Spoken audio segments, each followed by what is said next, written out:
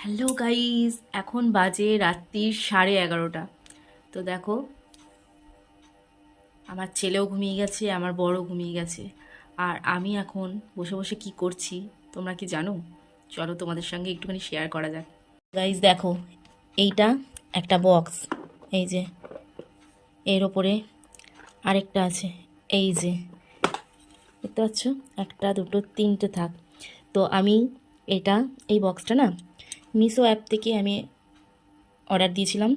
তো আমার দেখে ভীষণ পছন্দ হয়েছিল। আর আমার এই যে কানেরগুলো না রাখতাম, এই যে এই জায়গাটা রাখতাম, তো একসাথে সব মিশে মিশে যেত। অনেক কানের এইভাবে না ভেঙে ঠেঙেও যেত, পাথর উঠে যেত, নষ্ট হয়ে যেত। তো ভীষণ প্রবলেম হচ্ছিল।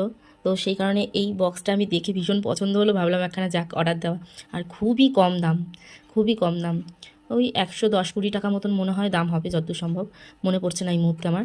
তো যাই হোক, এই বক্সটা একটুখানি কেমন তোমাদেরকে দেখাই। আমি গোছাচ্ছিলাম, ভাবলাম না এটা আমার বন্ধুদের সঙ্গে শেয়ার করা যাক। তো আমি তো কিনেছি, তোমরা কে কে কিনেছো এই বক্সটা অবশ্যই আমাকে কমেন্ট করে জানিও।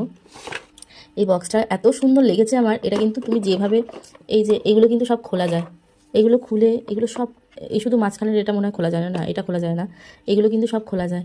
তুমি যদি এরকম খোপ খোপ না করতেও চাও, কোনো মানে প্রবলেম নেই। এগুলোকে আবার এইভাবে, এই যে এই যে এইভাবে এরকমভাবে আটকে দেওয়া যায়।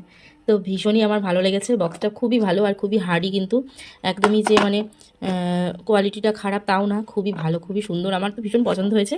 যাই হোক, আমি তো ভীষণ হ্যাপি এই বক্সটা কিনে। তো তোমরাও কে কে এই জুয়েলারি বক্সটা কিনেছো আমাকে অবশ্যই কমেন্ট করে কিন্তু জানিও। চলো টাটা, গুড নাইট, খুব ভালো থেকো সবাই, টাটা।